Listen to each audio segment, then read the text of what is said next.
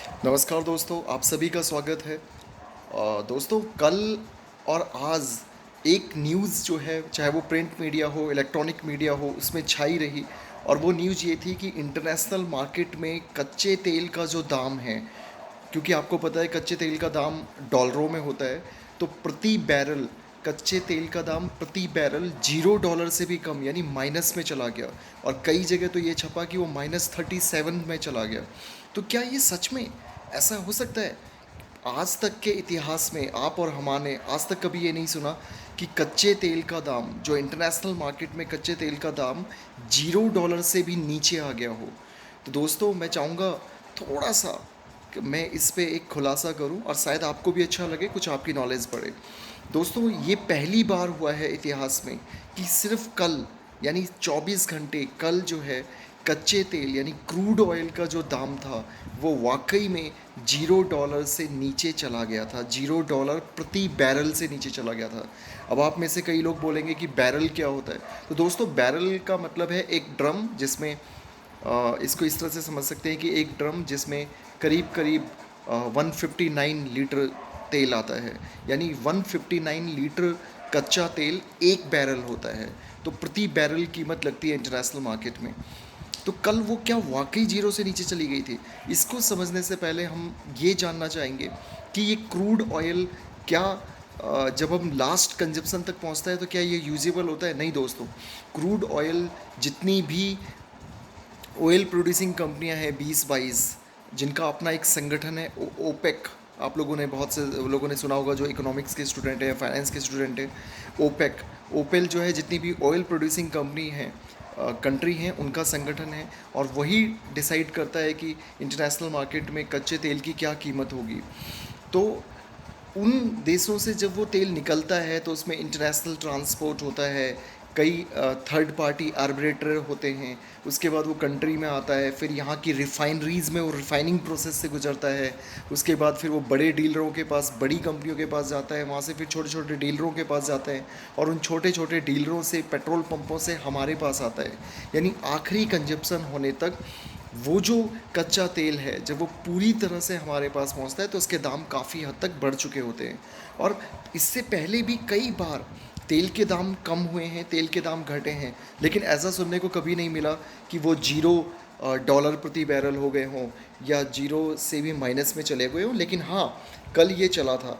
और जब इसको मैंने पूरा जानने की कोशिश की, क्योंकि मेरे अंदर भी एक उत्सुकता थी, तो इसके पीछे सीन ये था कि कल जो 24 घंटे में $0 से नीचे -37 में चला गया था, वो इसलिए चला गया था कि जो भी क्रूड ऑयल के फॉरवर्ड कॉन्ट्रैक्ट थे, वो माइनस में चले गए थे। और वो किस तरह माइनस में चले गए थे उसको एक एग्जांपल से समझिए कि पूरे वर्ल्ड में जितनी भी ऑयल परचेजिंग कंपनियां होती हैं, जैसे हमारे यहाँ आईओसी है, इंडियन ऑयल कॉरपोरेशन है, भारत पेट्रोलियम कॉरपोरेशन लिमिटेड है, या बाकी रिलायंस वाले लेते हैं। तो ये क्या करते हैं कि महीने महीने, 2-2 महीने, 3-3 महीने आगे के फॉरवर्ड कॉन्ट्रैक्ट कर लेते हैं। इसको एक बहुत इजी वे में समझिए कि जैसे मैं हूँ और मैं आपसे 1 लीटर तेल खरीदना चाहता हूँ, और आज उस तेल की जो कीमत है वो 100 रुपये है। तो मैंने आपको कहा कि बॉस, मैं आपसे 1 लीटर तेल 100 रुपये में ख़रीद रहा हूँ, ये हमारे बीच में एक कॉन्ट्रैक्ट हो गया, लेकिन मैं इसकी डिलीवरी 1 महीने बाद लूँगा। तो और 1 महीने बाद जो भी इसका रेट होगा, अगर वो 150, 200 जो भी होगा, वो आप मुझे दे देना। और अगर मैं इसकी डिलीवरी नहीं ले पाऊँ तो उस केस में इसको आप ही रख लेना, और जो अगर रेट कम हो उस रेट को आप रख लेना, उसके बदले में मुझसे एक अमाउंट आप ले लेना। तो हुआ क्या कि 1 महीने बाद मान लीजिए वो जो 100 रुपये का तेल था, उसकी कीमत आ गई 20 रुपये। क्योंकि जिस तरह से आज कोरोना की वजह से पूरे वर्ल्ड में जो हालात हैं, बिल्कुल भी कंजप्शन नहीं हो रहा है, सारे गोदाम भर चुके हैं। जितनी भी ऑयल प्रोड्यूसिंग कंपनियां थी, उनके पास जितनी स्टोरेज क्षमता थी, और बाकी वर्ल्ड की जितनी कंट्रियां हैं उनके पास जितनी स्टोरेज क्षमता है, टोटल फुल हो चुका है। और क्योंकि आप में से बहुत कम लोग जानते होंगे कि क्रूड ऑयल को निकालने का जो प्रोसेस है वो बहुत ही ज़्यादा एक्सपेंसिव है। हज़ारों करोड़ों अरबों रुपए की प्रॉपर्टीज़ लगती हैं, मशीनरी लगती है, कैपिटल लगती है, ह्यूमन रिसोर्सेज लगता है, उसका एक प्रोसीजर होता है। अगर आपने उसको कुछ टाइम के लिए बंद कर दिया ये सोच के कि अभी डिमांड नहीं है, तो उसके बाद जब आप उसको दोबारा स्टार्ट करेंगे 15-20 दिन बाद, तो आप यकीन मानिए उसको स्टार्ट करने के लिए फिर से आपको जीरो से स्टार्ट करना होगा। तो यही वजह आती है कि जितनी भी ऑयल प्रोड्यूसिंग कंट्रीज़ होती हैं वो आपस में डिसाइड करती हैं, थोड़ा थोड़ा प्रोडक्शन कम जरूर कर सकती हैं, लेकिन वो पूरी तरह से नील नहीं कर सकती, पूरी तरह से उनको बंद नहीं कर सकती। और यही हालात आज पूरे वर्ल्ड के सामने हो रहे हैं। जितनी भी ऑयल प्रोड्यूसिंग कंपनियां हैं वो लगातार प्रोडक्शन कर रही हैं, कंजप्शन बिल्कुल भी नहीं है, दूसरे देशों से डिमांड बिल्कुल भी नहीं आ रही। और जो दूसरे देश हैं उनकी भी मजबूरी है, क्योंकि उनके पास भी जितने स्टोरेज कैपेसिटी थी वो सब भर चुकी है, यानी उनके पास भी जगह नहीं है, इंडिया के पास भी जगह नहीं है, बाकी किसी भी कंट्री के पास जगह नहीं है कि वो इस समय सस्ता तेल खरीद के स्टोरेज कर पाएँ। और एक आम आदमी तो जाहिर सी बात है खरीद ही नहीं सकता इस तरह से, क्योंकि गवर्नमेंट रेगुलेशन और वो सब कुछ होता है। तो आप इसको इस तरह से समझिए कि मैं आपसे तेल लेने गया और मैंने आपसे 100 रुपये में एक कॉन्ट्रैक्ट किया कि भाई मैं 100 रुपये में इस तेल को ख़रीदता हूँ, लेकिन इसकी डिलीवरी 1 महीने बाद लूँगा। आपने बोला ठीक है 1 महीने बाद लेना, लेकिन हुआ क्या कि 1 महीने बाद कंजप्शन ना होने की वजह से उस तेल की कीमत 100 की जगह 20 हो गई, यानी 80 रुपये कम हो गई। और क्योंकि मेरे पास जो पहले से तेल था वो मैं बेच नहीं पा रहा हूँ, तो मैं उसको अब फिज़िकली उसकी डिलीवरी ले नहीं सकता, और डिलीवरी का लास्ट दिन कल आ गया। तो जो ऑयल प्रोड्यूसिंग कंट्री है वो मुझसे बोलेगा भाई अपना तेल उठाओ, तो मैं उनसे बोलूँगा बॉस मैं तो नहीं उठा सकता, क्योंकि मेरे पास अब स्टोरेज के लिए कोई जगह ही नहीं है। तो क्या ऐसा हो सकता है कि आप ही इसको रख लो? तो वो कहता है कि भाई मैं भी नहीं रख सकता इसको। तो उस केस में क्या होता है कि हम देखते हैं कि यार 100 की चीज़ पहले ही 20 में आ गई है, और इसको मैं अपने यहाँ बिल्कुल रख नहीं सकता हूँ। और अपने यहाँ अगर मैंने किसी इलीगल तरीके से रखने की कोशिश की या कुछ की, तो उसमें government licensing, government approval, government इतना सब कुछ है कि उसमें फ़ाइन लग जाएगा 200 रुपये। यानी 100 रुपये की कीमत तेल का जो अब 20 रुपये हो गई है, अगर मैं उसको अपने पास रख भी लूँ किसी इलीगल तरीके से, तो गवर्नमेंट को पता लगेगा तो 200 रुपये फ़ाइन हो जाएगा। तो उससे अच्छा क्यों ना ये 20 रुपये का तेल मैं इसी को दे दूँ।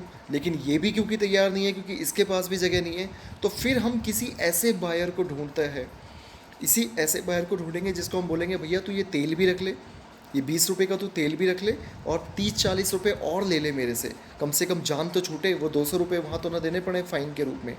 एग्जैक्टली यही होता है, इसको बोलते हैं कॉन्ट्रैक्ट फॉरवर्डिंग। और यहाँ पर क्या हुआ था, फॉरवर्डिंग कॉन्ट्रैक्ट्स इसको बोलते हैं।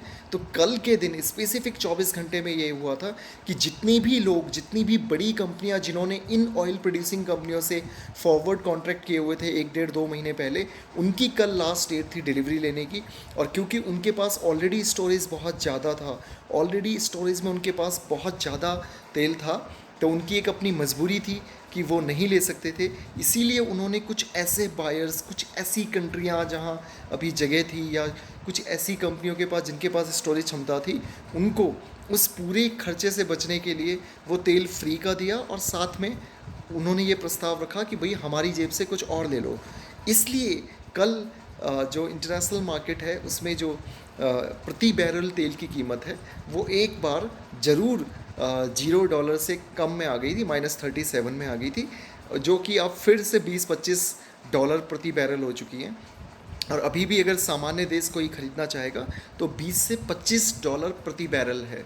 तो ये बिल्कुल भी, कई लोग मैं देख रहा हूँ कि सोशल मीडिया पे कह रहे हैं कि सरकार इतना लेती है हमसे, जीरो हो गया है, ये हो गया। ये वो लोग हैं जिनको बिल्कुल भी फाइनेंशियल लिटरेसी नहीं पता। उन्हें ये नहीं पता कि ऑयल प्रोड्यूसिंग कंपनीज से किस तरह के कॉन्ट्रैक्ट होते हैं, किस तरह की फॉरवर्डिंग होती है, किस तरह की रेगुलेशंस होती हैं। तो वो सारी चीज़ें नहीं पता, और वो सोशल मीडिया पे जमकर मतलब गवर्नमेंट की आलोचना कर रहे हैं कि भाई जब इंटरनेशनल मार्केट में इतना सस्ता हो गया तो आप इतना ज़्यादा क्यों ले रहे हैं। दोस्त, इंटरनेशनल मार्केट में वो सिर्फ एक कमोडिटी मार्केट में कल जो है 24 घंटे के लिए उसका दाम प्रति बैरल कम आया था। और वो क्यों कम आया था वो मैंने अभी आपको एक एग्जांपल देके समझाया। वो इस वजह से कम आया था। अब अभी आप चेक करेंगे तो वो फिर से 25 से 30 डॉलर प्रति बैरल आ चुका है। तो ये बिल्कुल गलत फहमी में ना रहें। और ये पूरा एक सिस्टम होता है कि किस तरह से प्राइस कंट्रोलिंग होती है, किस तरह से प्राइस मैनिपुलेट होते हैं और किस तरह से इंटरनेशनल मार्केट में काम होता है। तो ये इस तरह से था और मुझे लगा कि ये बताना ज़रूरी है। तो दोस्तों ये आप समझिए कि जब कच्चा तेल से जब पक्का तेल बनाया जाता है या हमारे कंजप्शन के लिए बनाया जाता है, तो उसके बीच में दुनिया भर के खर्चे होते हैं। रिफाइंड करने का खर्चा, ट्रांसपोर्टेशन का खर्चा, डीलरों तक पहुंचाने का खर्चा, उसके बाद उसके ऊपर सेंट्रल गवर्नमेंट और स्टेट के अपने अपने टैक्सेस होते हैं, जो कि एक बहुत बड़ा पार्ट होता है रेवेन्यू का। और वही रेवेन्यू काम आता है हमारे और आपके वेलफेयर में। जो आज कोरोना के टाइम पे गवर्नमेंट लाखों करोड़ों अरबों के पैकेज दे पा रही है आम पब्लिक को, वो इन्हीं पेट्रोल और डीजल के दामों पे जो टैक्स लगता है उन्हीं से दे पा रही है। तो आप समझिए इस चीज़ को। तो बिल्कुल भी अफवाहों में ना फैलें। अगर आपको मेरी बात बिल्कुल भी समझ में आई हो तो प्लीज़ इसको आप वीडियो को लाइक करें, शेयर करें। Thank you very much. जय हिंद, जय भारत।